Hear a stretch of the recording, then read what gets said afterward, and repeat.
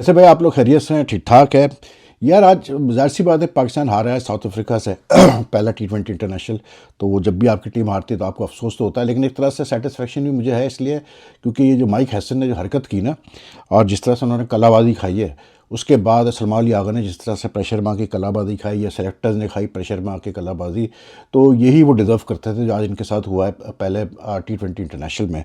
इसलिए क्योंकि जब आप एक प्लान बनाते हैं कुछ अरसे पहले, 7-8 महीने पहले, और आप कहते हैं कि नहीं जी अब हम इस प्लान पे चलेंगे, इसलिए हम इस प्लेयर को नहीं, फला प्लेयर को नहीं खिला रहे, फला प्लेयर को नहीं खिला रहे। उसके बाद फिर जो आप 7-8 महीने बाद फिर आप जो है चेंज करते हैं अपने, क्योंकि सिर्फ एक प्लेयर को आपने अकोमोडेट करना है, तो फिर आपके साथ होना यही चाहिए। इसलिए क्योंकि भाई क्रिकेट जो है ना वो अब मतलब बड़ा मॉडर्न, ख़ास करके मॉडर्न T20 क्रिकेट ऐसा है कि आपको मतलब 1 साल पहले 2 साल पहले की सोचनी पड़ती है जब आप अपनी टीम बनाना शुरू करते हैं। तो यहाँ तो भाई उल्टा ही हमारे वहाँ हिसाब है। हमारे वहाँ तो मतलब पलक झपकते में कप्तान चेंज हो जाते हैं, पलक झपकते में जो है प्लेयर बाहर होते हैं, अंदर आते हैं, कोई वजह नहीं बताई जाती क्यों बाहर हुआ, कोई वजह नहीं बताई जाती क्यों अंदर हुआ। लेकिन इस मामले में बताया गया था कि जी बकौल माइक हैसन के बाबर आजम को इसलिए हमने बाहर किया, रिजवान को इसलिए हमने T20 से बाहर किया क्योंकि वो T20 के हिसाब से बैटिंग नहीं कर पा रहे थे, उनकी स्ट्राइक रेट उतनी नहीं थी जैसे उनको होनी चाहिए। तो भाई जब वो वापस उनको लिया गया तो मैंने उस वक्त भी कहा था कि माइक हैसन हमें बता देते कि अब ऐसा क्या उनको नज़र आ गया बाबर आजम में कि मतलब उन्होंने बाबर आजम को फिर टीम में ले लिया। ज़्यादती होगी ये कहना कि जी बाबर आजम की वजह से आज मैच हारे, नहीं ये बात नहीं है। बाबर आजम की वजह से सिर्फ हम मैच नहीं हारे, पूरी टीम की वजह से हारे हैं। लेकिन ये फैक्ट है कि जब आप एक अच्छी खासी एक टीम बनाने चले थे, यंग प्लेयर्स को भी आप चांस दे रहे थे, एक कॉम्बिनेशन बन रहा था आपका ठीक ठाक। एशिया कप में भी माँ सिवा एक इंडिया के जो हम 3 मैचेस हारे, उसके अलावा हम सबसे जीते थे। एक शेप आ रही थी टीम की। उसके बाद आपने उस टीम को छेड़म छाड़ी की है, आपने बाबर को ना सिर्फ लिया, आपने नसीम शाह को वापस बुला लिया, किस बेस पे किसी को नहीं पता।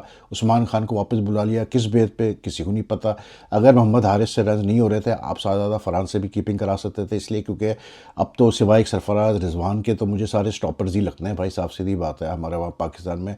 बाकी कीपिंग तो कोई ऐसा आउटस्टैंडिंग कोई कीपर नज़र नहीं आता, तो आप सादा फरहान से भी करा सकते थे कीपिंग। लेकिन ये 3-4 चेंजेस करना टीम में, इससे टीम की मोराल पे फ़र्क पड़ता है।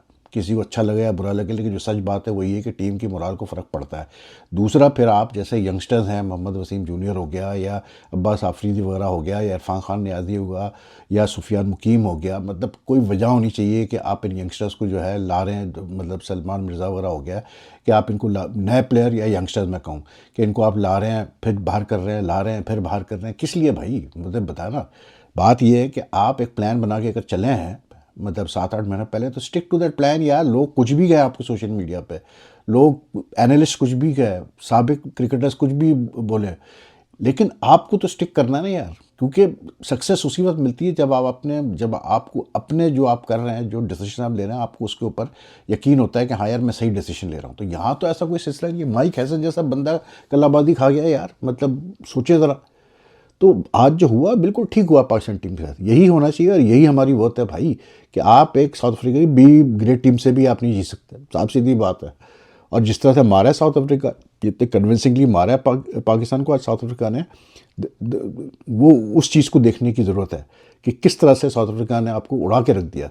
क्या कॉर्बिन बॉश ने जिसने 4 विकेटें ली 14 रन पे, थोड़ी सी उसने मतलब बैक ऑफ लेंथ गेंद की, थोड़ा सा उसने तेज़ गेंद की, थोड़ा सा उसने शॉर्ट पिच गेंद की, थोड़ा सा उसको मतलब इन कटर उसके बहुत अच्छे थे। बाकी साउथ अफ्रीकन बॉलर ने थोड़ी सी तेज़ गेंद की, लिजार्ड विलियम्स ले लें या निगेडी ले लें या बर्गर एंड्रे अपना नेथरे बर्गर ले लें, तो आपके बैट्समैन तो ऐसे मतलब बैठे हैं सामने पेस के और बाउंस के और थोड़ी सी मूवमेंट के कि जैसे कि ये तो खेले ही नहीं कभी मतलब ऐसी पिच पे। और फिर दूसरा ये कि अगर ऐसी पिच थी तो भाई फिर मतलब ये रीडिंग है माइक हसन और सलमान अली आगा की कि वो पिच को नहीं पढ़ पाए, कि मतलब पहले टॉस जीत के आपने फील्डिंग का फैसला कर लिया या आपके बॉलर्स ने आपको लेट डाउन कर दिया, आपके फास्ट बॉलर्स ने। नसीम शाह की मिसाल ले लें यार, आपको वो मैच फिट लगता है? शुरू के 2 ओवर में 22-23 रन दे दिए, उसके बाद आके 1 विकेट लेके वो ऐसे जश्न मना रहे हैं जैसे पता नहीं क्या वो उन्होंने कमाल कर दिया। ईमानदारी की बात यह है कि इवन साइम अयूब, वो तो उसकी किस्मत आप अब आप क्या कह सकते हैं कि वो बॉलिंग अच्छी कर रहा है तो आप अब कुछ बोल नहीं सकते, लेकिन उसकी बैटिंग का तो जो हाल है, अल्लाह माफ़ करे यार, पता नहीं क्या हो गया इस बंदे को यार। मतलब आज भी शुरू में जिस तरह से स्ट्रगल करता रहा, कितनी दफ़ा वो बीट हुआ है उससे दो स्टम्प, चाहे बॉलर राउंड द विकेट कर रहा है, चाहे बॉलर ओवर द विकेट कर रहा है, मतलब उससे खेले नहीं जा रहा था वो। तो बाद में उसने जॉर्ज लैंडे को, जो स्पिनर जो है, उसको 3 छक्के लगाए 2 ओवर्स में, तो एकदम से, और 1 चौका लगाया, तो उसका स्कोर एकदम से मतलब 36 उसने कर लिए।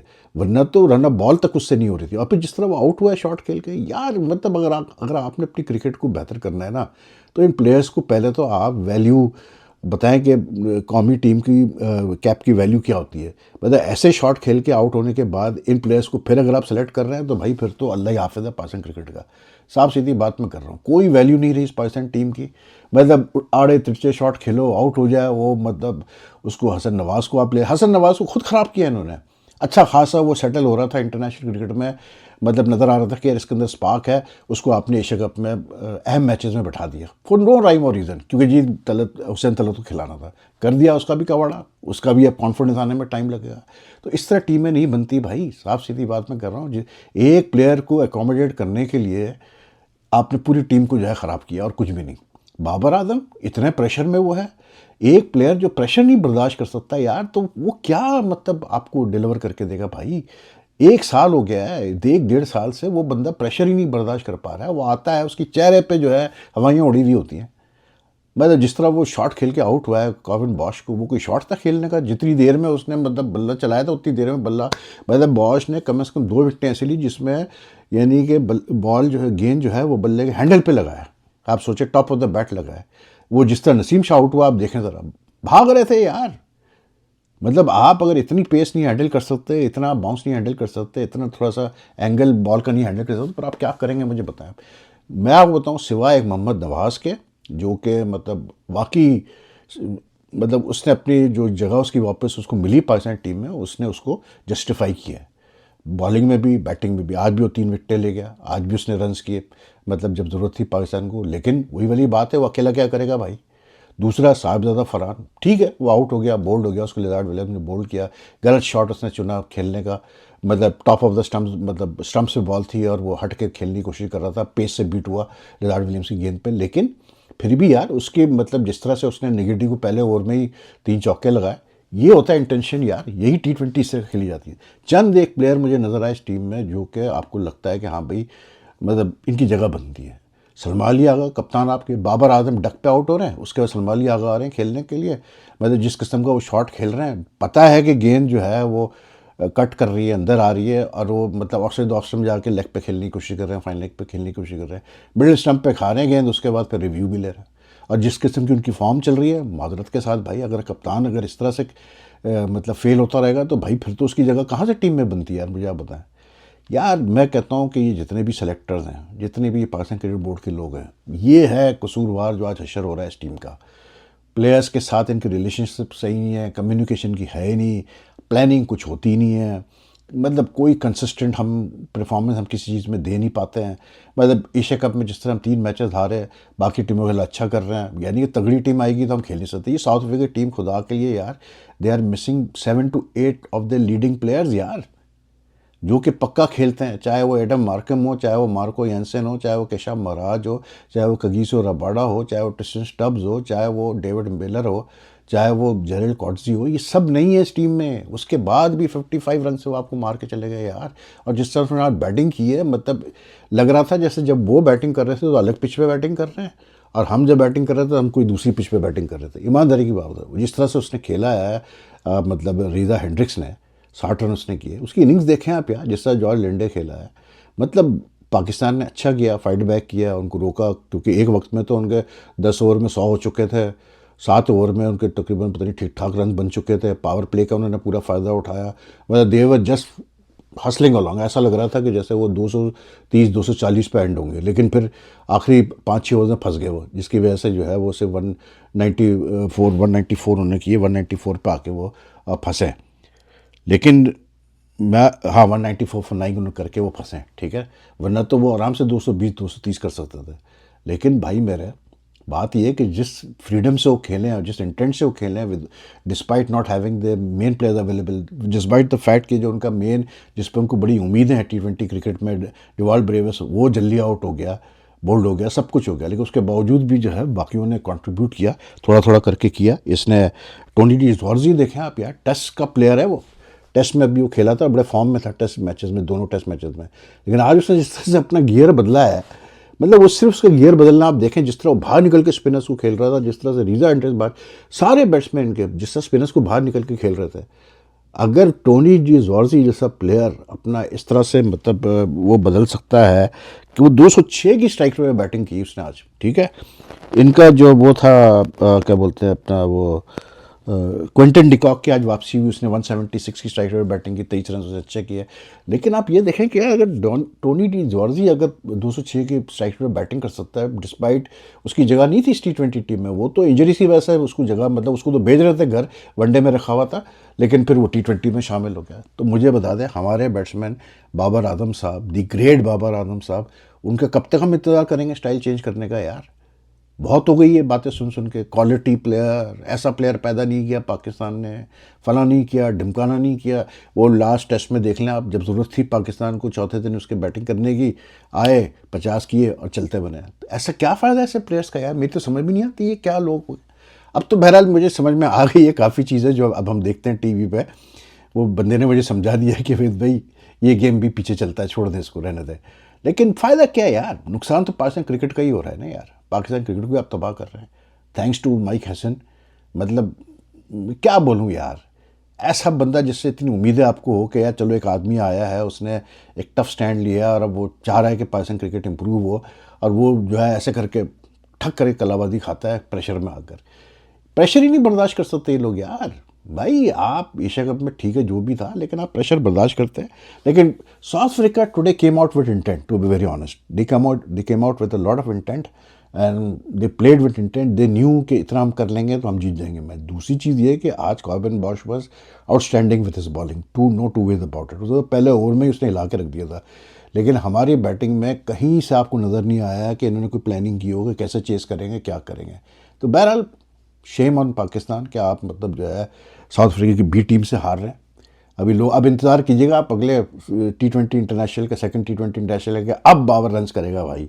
अब जो है हमें उसके एक्सपीरियंस, वैसे मैंने अभी ट्वीट भी की मतलब कि यार वाकई बाबर जब आउट भी होते हैं ना तो इतने एक्सक्विजिट तरीके से और इतने ग्रेसफुल तरीके से, क्लासी तरीके से मैंने किसी पाकिस्तानी बैट्समैन को आउट होते नहीं देखा जितना बाबर। उसके आउट होने में भी वो डक पे भी आउट हो जाता है कि एक आपको एक स्पेशल चीज़ नज़र आती है भाई। मैं सीरियसली ये बात कर रहा हूँ, इतना ज़्यादा उसको सर पर चढ़ाया हुआ भाई इन लोगों ने। तबाही है यार, तबाही है भाई। बात वही है कि क्या क्रिकेट बोर्ड, क्या ये प्लेयर्स, मतलब वो अभी वो टेम्बू बुबामा जो साउथ अफ्रीका का रेगुलर कप्तान है ना, उसने बड़ी अच्छी बात की यार। उसका एक जुमला जो है ना दिल पे लगा जाके, and it fits Pakistan cricket perfectly. उसने कहा कि भाई साउथ अफ्रीका आज इसलिए सक्सेसफुल है कि हमने स्टैट्स पे प्लेयर्स को सेलेक्ट करना छोड़ दिया। हमने स्टैट्स पे प्लेयर्स को सेलेक्ट करना छोड़ दिया, अब हम कैरेक्टर पे सेलेक्ट करते हैं प्लेयर्स को।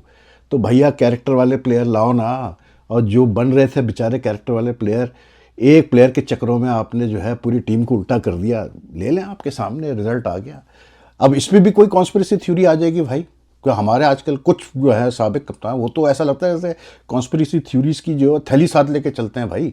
पूरा उनके पास बक्सा, हर पूरे बक्से में ना अलग अलग कॉन्स्पिरेसी थ्योरीज के छोटी थैलियाँ बनी हुई है। कुछ हो टक चलो जी फेंको कॉन्स्पिरेसी थ्योरी, ये हो गया जी, इसलिए हुआ। रिजवान को इसलिए निकाला क्योंकि वो इसके खिलाफ था, वो बैटिंग एप्लीकेशन के खिलाफ था। बाबर को इसलिए निकाला क्योंकि डिवाइड एंड रूल की पॉलिसी थी, फला किया, ये किया। अबे मैं तो सोचता हूँ वही साबिक क्रिकेटर जो बैठ के आज ये बातें करते हैं, अबे जिस ज़माने में खेलो आप लोग यार, सोचो अगर ये करंट लॉट उस ज़माने में होता तो ये तो मतलब समझ लो कि 10-20 रन पे आउट हो रहा होता। ये तो इतना मेंटल प्रेशर में आके ब्रेक हो जाते जितना उस ज़माने में जितना प्रेशर पड़ा हुआ था। बहरहाल क्या कह सकते हैं यार, we all responsible for what's happening to Pakistan cricket, to be very honest. And there is no like ठीक है, it's just a defeat, everyone will say यार इट्स जस्ट अ डिफीट। क्या हो गया यार, साउथ अफ्रीका से हार के कोई मसला नहीं। बात is not about just a defeat, it's the way things are being done, it's very sad. आप देखें ना, वो रिजवान की कहानी चल चुकी है कि जी रिजवान ने मतलब सेंट्रल कॉन्ट्रैक्ट साइन नहीं किया, वो नाराज़ हैं PCB से। उन्होंने अपनी कुछ डिमांड्स रखी हैं सामने कि मतलब वो डिमांड्स पूरी करो तो फिर मैं साइन करूँगा कॉन्ट्रैक्ट को। 30 सेंट्रल कॉन्ट्रैक्ट दिए थे PCB ने, उसमें से सिर्फ एक रिजवान रह गया जिसने साइन नहीं किया है। अब उनको क्या नाराज़गी है जी, पता नहीं। उनको शायद नाराज़गी है जिस तरह से उनको हटाया गया वनडे की कप्तानी से, इस पर नाराज़गी है। लेकिन अगर उनकी इस बात पर नाराज़गी कि वनडे से कप्तानी से कैसे हटाया गया, ठीक है यार, बात ये है कि भाई मेरे तरीक़ेकार गलत है सारा पाकिस्तान क्रिकेट बोर्ड का, लोगों को लाने का, बाहर करने का। सीधी सी बात है यार, आप तरीके से करो तो बेहतर लगती चीज़ है। लेकिन बहरहाल रिजवान साहब ने भी कौन से ऐसे मतलब क्या सो बोलते हैं झंडे गाड़ दिए पाकिस्तान के लिए यार, क्या आदमी बोलेगा हाँ यार। लेकिन सुना ये है कि बोर्ड उनको कोई लिफ्ट नहीं करा रहा, बोर्ड ने कोई लिफ्ट नहीं कराया उनको, उन्होंने कहा जी नहीं साइन करना है मत करो, ख़त्म हो गई बात। तो ऐसे ही होता है भाई, मतलब वक्त वक्त की बात होती है। और बाबर आजम अगर इसी तरह खेलता ना जैसे वो खेल रहा है, तो वो वक्त भी दूर नहीं जब उसके साथ भी यही होने वाला है। ये अब हो तो चुका है बीच में, लेकिन अब तो जो है ना परमानेंट तरीके से फिर हो जाएगा। Anyway that's all for now यार, टेक केयर। मैंने कहा कि जाहिर सी बात है मैच ख़त्म हो तो वीडियो शेयर करें, अगर आपको वीडियो पसंद आए तो लाइक एंड शेयर कीजिएगा। And take care of yourselves, I will see you tomorrow. अल्लाह हाफ़िज़ जी।